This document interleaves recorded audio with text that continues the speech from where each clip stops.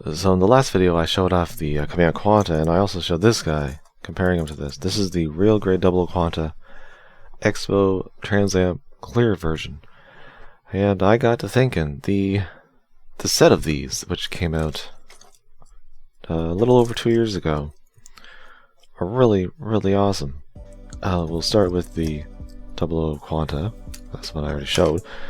It's a great looking. I love the clear. I've always liked clear, for the simple fact you can't get clear replicated. Like I can make a Trans Am or maybe a chrome or something with paint. But when you're dealing with actual plastic, how do you make clear? Like at home. So it's always nice to have these. I love the fluorescent green for the blades. So it does make it different from the normal deep green you get with the normal 00 real grade kits. More of a silvery gunmetal color.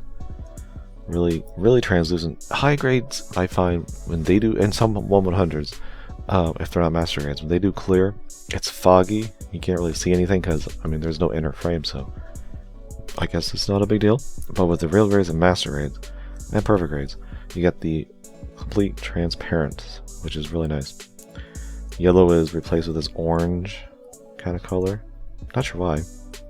Could have been, I don't see why it couldn't be clear yellow. And you got the nice ruby red.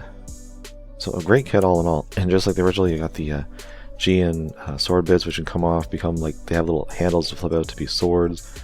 Of course, you got the GN Sword 5, which is really simple. Never been a big fan of it. You just rotate it and fold it down some to make it into a gun. It's like, it's just too basic.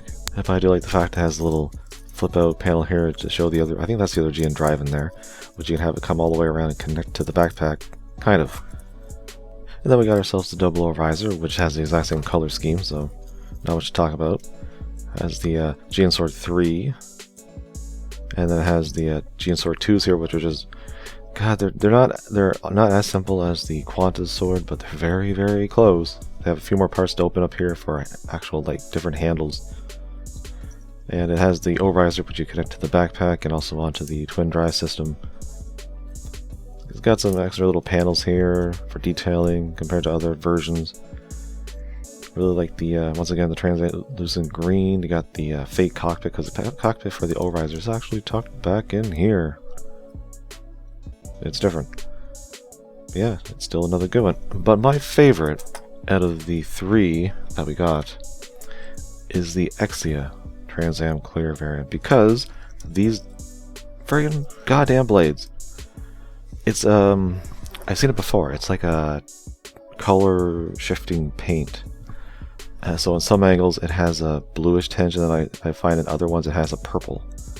It's for the GN sword and also the long and short swords that it comes with.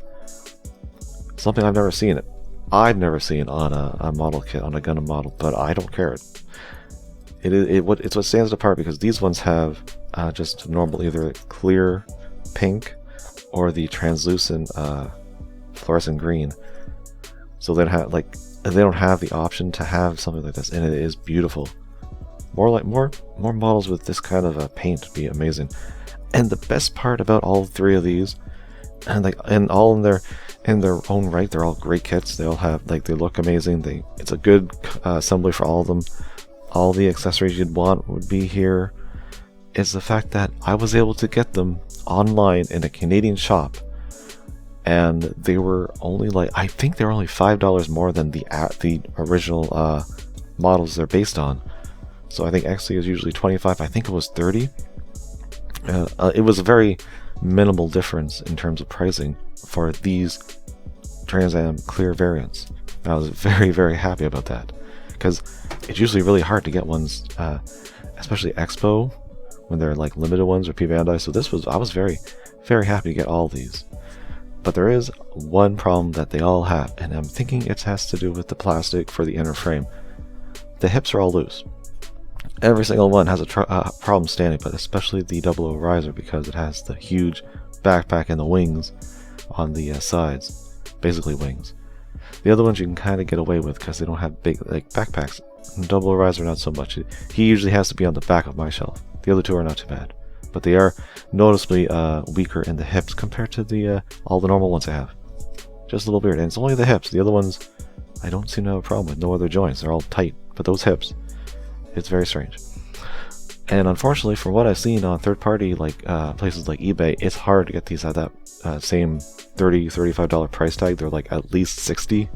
You might get lucky, but it was a great time to actually see these at an actual store and pick them up. More like that, please.